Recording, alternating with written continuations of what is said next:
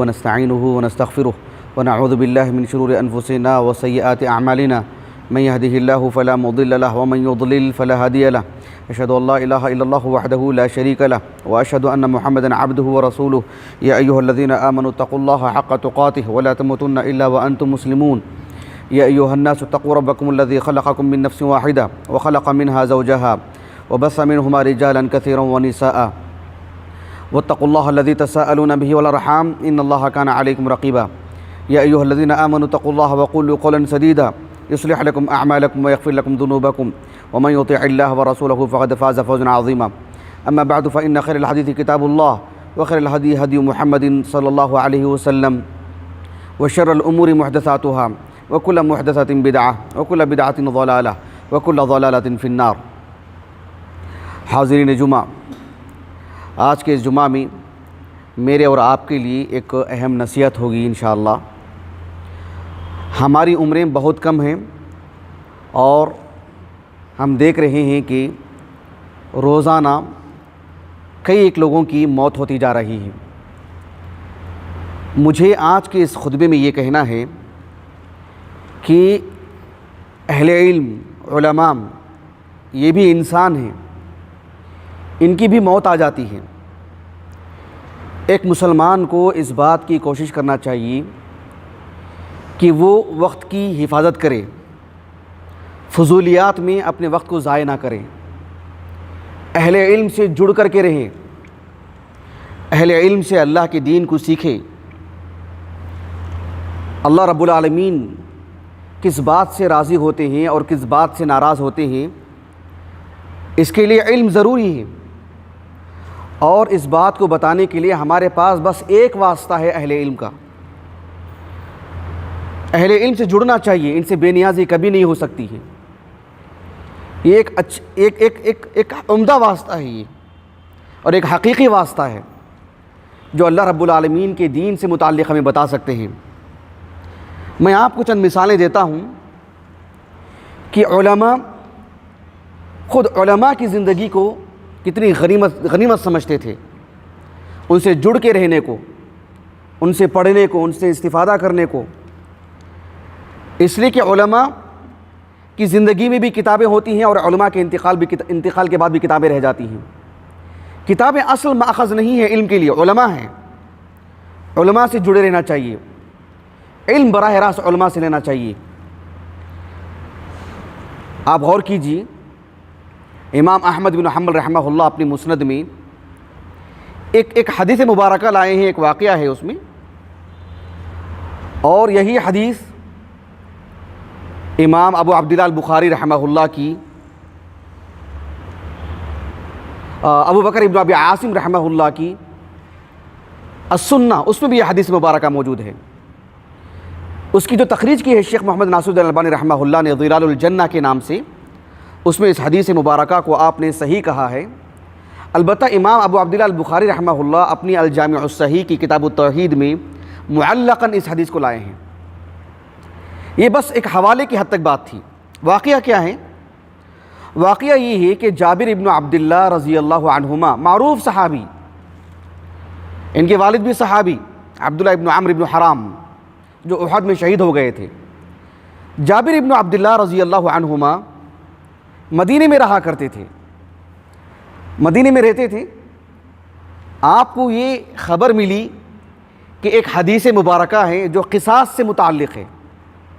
قصاص سے متعلق ایک شخص نے ایک شخص پر ظلم کر دیا، کسی کو قتل کر دیا، کسی کے جسم کو، بدن کو نقصان پہنچا دیا، تو اس سلسلے میں کیا بات ہوگی، کیسے مواخذہ کریں گے اللہ اس سے.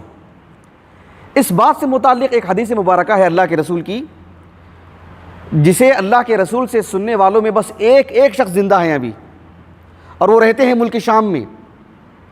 یعنی مدینۃ الرسول سے ملک شام کا کتنا فاصلہ ہوگا، اب غور کیجئے. آپ ممکن ہے بنگلور سے ممبئی رکھ لیجئے، آپ بنگلور سے ممبئی یا ممبئی سے کچھ آگے تک، تقریب سمجھنے کے لیے میں آپ کو بتا رہا ہوں. جابر رضی اللہ عنہ کو جب یہ خبر ملی کہ ایک حدیث ہے جسے اللہ کے رسول سے سننے والوں میں، براہ راست سننے والوں میں بس ایک شخص زندہ ہے اور وہ رہتے ہیں ملک شام میں، اس بات کے لیے آپ نے ایک اونٹنی کی خریداری کی اور ملک شام تک گئے.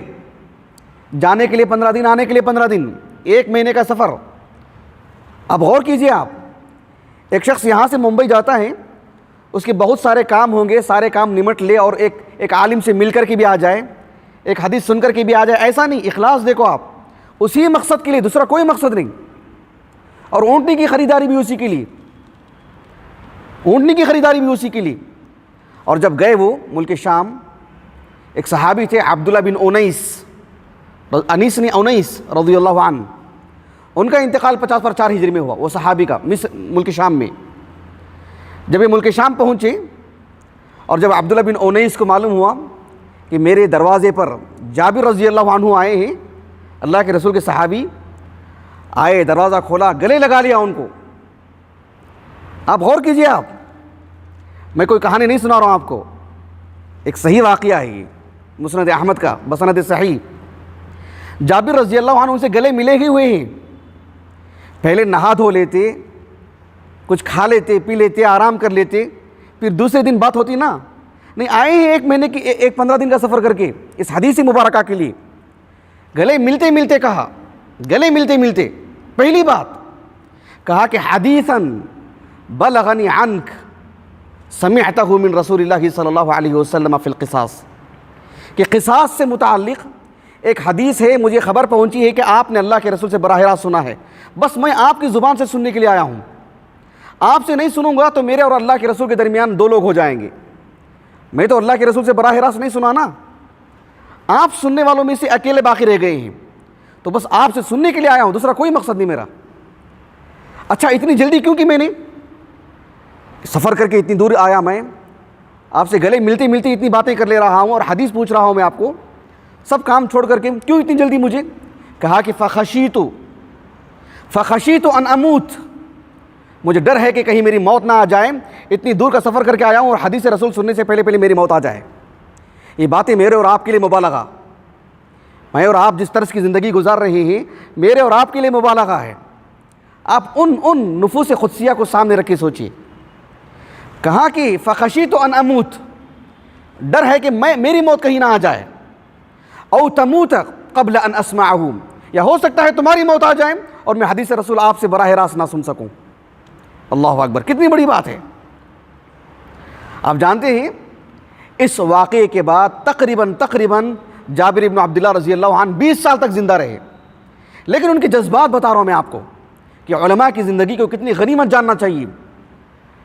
اہل علم کی خیریت پوچھنا، ان کی نجی زندگی، کیا کھاتے ہیں کیا پیتے ہیں، ان سب سے بڑھ کر کے ان سے تعلق علم کے لیے ہونا چاہیے، علم کے لیے جڑنا چاہیے۔ بہت سارے لوگوں کو ہم دیکھتے ہیں اپنے حلقہ تعارف میں، اپنے کانٹیکٹ میں، اپنے دوستوں میں علماء کی ایک فہرست ہوتی ہے، بس بات چیت کے لیے، سفر کے لیے، کھانے پینے کے لیے، تعلقات کے لیے۔ علماء سے سب سے بڑا تعلق علم سے ہونا چاہیے، بات ہو گئی، سب سے بڑا تعلق علم، کیونکہ یہی واسطہ ہے۔ دوسروں سے تعلق ہو سکتا ہے کھانے پینے کا، لیکن علم کے لیے علماء سے تعلق ہونا چاہیے۔ میں آپ کو 2 واقعات اور بتاتا ہوں ہمارے اسلاف کی۔ ایک کتاب ہے الجامع لاخلاق الراوی و آداب السامع، بہت اہم کتاب، جس میں ایک طالب علم کو کیسا ہونا چاہیے، استاذ کو کیسے ہونا چاہیے۔ اس میں آپ نے مستقل ایک عنوان ہی قائم کیا ہے، کہ طالب علم کے اندر کیا کیا اوصاف ہونی چاہیے۔ کہا کہ شدت الحرص علی السماع والمسارعۃ الیہ والملازمۃ للشیوخ، ایک طالب علم کے اندر یہ حرص ہونی چاہیے کہ میں اللہ کے رسول کی حدیثیں سنوں، پڑھوں، علماء سے براہ راست سنوں، اور خاص کر جو بڑے علماء ہیں علم کے اعتبار سے، عمر کے اعتبار سے، جو بزرگ علماء ہیں، ان سے خصوصی طور پر پڑھنا چاہیے، ان سے خصوصی طور پر لگاؤ رکھنا چاہیے، ان سے اصل کے اعتبار سے علم حاصل کرنا چاہیے۔ اس باب کے تحت خطیب بغدادی رحمہ اللہ نے کچھ واقعات نقل کی ہیں۔ ایک واقعہ انہوں نے وہ نقل کیا، ایک معروف عالم دین ہے محمد ابن کثیر العبدی، ابو عبداللہ البصری، 220/3 ہجری سے وفات ہے ان کا۔ کتب ستہ کے رجال میں سے ہیں، صرف صحیح مسلم میں آپ کی کوئی روایت نہیں ہے، صحیح بخاری کی روایت میں سے ہیں۔ معمر عالم دین ہیں، بصری ہیں، بصرہ میں رہا کرتے تھے۔ اب غور کیجئے آپ، یہ بصرہ میں رہتے ہیں اور بصرہ میں اچھے خاصے بڑے بڑے علماء، ان میں سے ایک تھے جن کا نام تھا حماد ابن سلمہ، بہت معروف، جیسے آج ہم جانتے ہیں نا شیخ ابن باز، شیخ البانی، اس طرح سے ایک دور میں حماد ابن سلمہ بہت بڑی شخصیت۔ حماد ابن سلمہ کا انتقال ہوا 160 ہجری کو، بصرہ میں رہا کرتے تھے، بصرہ میں درس ہوتا تھا ان کا، اور بڑی شخصیت۔ یہ بصرہ میں رہا کرتے تھے۔ عراق کا ایک شہر ہے بصرہ، ایک شہر ہے کوفہ۔ بصرہ تو بالکل کویت کے قریب میں آتا ہے، عراق کے جنوب میں، اور بغداد کے قریب میں آتا ہے کوفہ، بغداد سے نیچے جنوب میں۔ کوفہ میں ایک عالم رہتے تھے جن کا نام تھا سفیان ابن سعید الثوری۔ میں سمجھتا ہوں سب ان کے نام سے واقف ہوں گے۔ سفیان ابن سعید الثوری رحمہ اللہ 160 ہجری سن وفات ہے ان کا۔ وہ کوفہ سے ایک مرتبہ بصرہ آئے، جیسے ہم کہتے ہیں نا کہ بنگلور سے حیدرآباد گئے، ویسے وہ کوفہ سے بصرہ گئے۔ جب بصرہ گئے تو حماد ابن سلمہ کا درس چل رہا تھا، ان کے درس میں جا کر کے بیٹھ گئے۔ حماد ابن سلمہ رحمہ اللہ سے بہت بڑے ہیں سفیان ابن سعید الثوری، علم میں، مقام میں، رتبہ میں، فضل میں بہت بڑی شخصیت سفیان ابن سعید الثوری کی۔ وہ ان کے درس میں بیٹھ گئے، اور جب درس چل رہا تھا، درس کے دوران ہی سفیان ابن سعید الثوری رحمہ اللہ نے ایک سوال کیا ان سے، اور کہا کہ حدثنی حدیث ابی العشراء عن ابی۔ ابو العشراء ایک صاحب ہیں، اسامہ بن مالک، ایک مجہول راوی ہیں، مجھے اس بارے میں نہیں گفتگو نہیں کرنا ہے۔ کہنے کا مقصود یہ ہے کہ ایک سند سے متعلق گفتگو کی جو بصری سند ہے۔ حماد ابن سلمہ نے جواب دیا ان کا۔ جب مجلس ختم ہو گئی تو حماد ابن سلمہ رحمہ اللہ سے تعارف ہوا ان کا کہ کون ہے، یہ ہے سفیان ابن سعید الثوری۔ سفیان ابن سعید الثوری، کہا کہ کیا نام ہے آپ کا؟ کہا کہ سفیان۔ تعجب ہوا ان کو، کون سفیان؟ کہا کہ ابن سعید، سفیان ابن سعید جو ہیں وہی ہیں آپ؟ کہا کہ ہاں۔ مزید یقین پیدا کرنے کے لیے کہا الثوری، سفیان ابن سعید الثوری ہی ہیں آپ؟ کہا کہ ہاں۔ ان کی کنیت تھی ابو عبداللہ، کہا کہ سفیان ابن سعید الثوری ابو عبداللہ ہی ہیں آپ؟ کہا کہ ہاں میں ہی ہوں وہ۔ کہا کہ فما منعک ان تسلم علی ثم تسأل عن الحدیث، جب آپ آئے تھے مجھ سے سلام کر لیتے، تعارف ہو جاتا، بات چیت ہو جاتی، معانقہ ہو جاتا، پھر اس کے بعد حدیث سے متعلق سوال کرتے، اتنی تاخیر کیوں؟ آپ نے اچانک آتے ہی حدیث سے متعلق سوال کر دیا، آپ اتنی بڑی شخصیت ہیں۔ آپ جانتے ہیں سفیان ابن سعید کون ہیں؟ اپنے وقت کے امیر المؤمنین فی الحدیث۔ امام نسائی نے ان کے بارے میں کہا تھا هو اجل من ان يقال انه ثقہ، کہ کسی نے کہا، پوچھا ان سے کہ وہ ثقہ ہیں کیا؟ کہا کہ ان کو جا کے پوچھتے ہیں آپ ثقہ ہیں؟ یعنی کوئی جا کے مجھے سے طالب علم سے پوچھے کہ شیخ البانی ثقہ ہیں کیا کہوں گا میں؟ وہ اجل من ان يقال انه ثقہ۔ یہی بات انہوں نے کہی امام نسائی نے ان کے بارے میں رحمہ اللہ۔ تو کہنے کا مقصود یہ ہے کہ سفیان ابن سعید الثوری رحمہ اللہ نے ان سے کہا خشیت ان تموت، خشیت ان تموت قبل ان اسمع الحدیث، مجھے ڈر تھا کہ میں حدیث سننے سے پہلے کہیں آپ کی موت نہ آ جائے، پہلے حدیث سن لوں، اس کے بعد پھر کسی کی موت آ جائے، آپ کی یا میری۔ آپ حرص دیکھ رہے ہیں آپ کتنی تھی ان کے اندر، یہ ہمارے اندر ہونی چاہیے کہ ہمارے محلے کے، ہمارے اس شہر کے، قرب و جوار کے کون ہیں بڑے علماء، کون ہیں ممتاز علماء، ہم ان سے چمٹ کے رہیں، ان سے جڑ کے رہیں۔ ہماری بھی موت آ سکتی ہے، ان کی بھی موت آ سکتی ہے۔ وقت کو ضائع نہیں کرنا چاہیے، فضولیات میں برباد نہیں کرنا چاہیے وقت کو غنیمت جانیں اور اہل علم سے جڑ کر کے رہیں۔ اللہ سبحانہ و تعالیٰ اور ہمارے درمیان یہی ایک سب سے عظیم واسطہ ہے۔ ایک اور صاحب ہیں جو اپنی کنیت سے مشہور ہیں، ابو جعفر، ان کا نام تھا عبداللہ ابن محمد ابن علی ابن نفیل، ان کے خاندان کے ایک بڑے آدمی ہیں، سب انہی کی طرف منسوب، ابن نفیل، جیسے ابن تیمیہ کہتے ہیں نا ویسے ابن نفیل۔ ابو جعفر کنیت سے مشہور ہیں، النفیلی، حران کے تھے وہ، یعنی جو ملک شام ہے، ملک شام کا جو سراہنا تھا، ملک شام کی سرحد اوپر جو ترکی کو لگتی ہے، حران، جہاں کے ابن تیمیہ تھے، حرانی تھے وہ، بڑے عالم دین، صحیح مسلم کے روات میں سے ہیں، 234 ہجری سن وفات ہے ان کا۔ وہ کہتے ہیں وہ حران میں رہا کرتے تھے، امام احمد بن حنبل اور یحییٰ بن معین، یہ دو ہم عمر علماء ہیں اور ہمیشہ ساتھ رہا کرتے تھے، بڑے بڑے محدثین سے امتحان لیا کرتے تھے۔ یہ گئے تھے یمن سے جب واپس آئے تو بغداد جانے کے بجائے ملک شام اور پھر اوپر حران جا کر کے بغداد آئے۔ حران گئی اور وہاں جو عالم دین تھے جن کا ابھی میں نے نام لیا آپ کو، ابو جعفر ابن نفیل النفیلی، ان کے پاس گئے، ان کے پاس جا کر کے ان سے پوچھا کہ آپ کی جو مرویات ہیں آپ کے استاد سے متعلق، کہا کہ حدثنی حدیث معقل ابن عبید اللہ عن عطا، ان کے استاد سے معقل ابن عبید اللہ، معروف راوی ہیں، اور ان کے جو استاد ہیں عطا بن ابی رباح، کہا کہ ان کی مرویات ہمیں سنائیے۔ خیر بات ہو گئی، اور کہتے ہیں کہ مجھ سے میرے استاذ کی مرویات پوچھ رہے تھے، وَهُوَ يُعَانِقُنِي، مجھ سے گلے مل رہے تھے، گلے ملتے ملتے مجھ سے سوال کیا اسے۔ کون؟ یحییٰ بن معین رحمہ اللہ۔ احمد بن حنبل رحمہ اللہ کہتے ہیں کہ لو جلست، یحییٰ بن معین سے کہا کہ آپ بیٹھ جاتے، اتنی دور سے آئے ہیں ہم، اتنی دور سے سفر کر کے، اور ان سے معانقہ کر رہے ہیں، گلے مل رہے ہیں، اور اسی حالت میں ساری مرویات پوچھ رہے ہیں، لو جلست، تھوڑا بیٹھ جاتے آپ، آرام کر لیتے۔ کہا کہ اکرہ ان اموت او افارق الدنیا قبل ان اسمع الحدیث، کہ مجھے اس بات کا ڈر ہے، یہ مجھے ناپسند ہے یہ بات کہ میری موت آ جائے یا دنیا سے میں جدا ہو جاؤں اور یہ حدیث سننے سے مجھ سے رہ جائے۔ اس ڈر سے یہ واقعات کیوں سنا رہا ہوں میں آپ کو؟ یہ میرے اور آپ کے لیے بہت اہم چیز ہے۔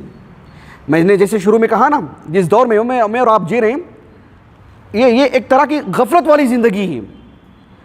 جس طرح سے ایک انسان کے پاس سونے کی قیمت ہوتی ہے، ہیرے کی قیمت ہوتی ہے، اس سے کئی گنا بڑھ کر کے ایک عالم کی قیمت ہونی چاہیے، کیونکہ یہ واسطہ ہے ہمارے اور اللہ کے درمیان۔ اس قیمت کو ہم نہیں جانیں گے تو بھلا بتائیے کون جانے گا؟ ہماری زندگی میں ہمارے سامنے بڑے بڑے علماء کی موت ہو رہی ہے، کون پڑھے گا ان سے؟ پھر کن سے علم حاصل کریں گے؟ جہال سے؟ پھر کن سے علم حاصل کریں گے؟ طلبہ سے، عام بچوں سے، یا بڑے علماء سے؟ کتابیں پہلے بھی تھیں، بعد میں بھی رہیں گی، علماء نکل جائیں گے دنیا سے۔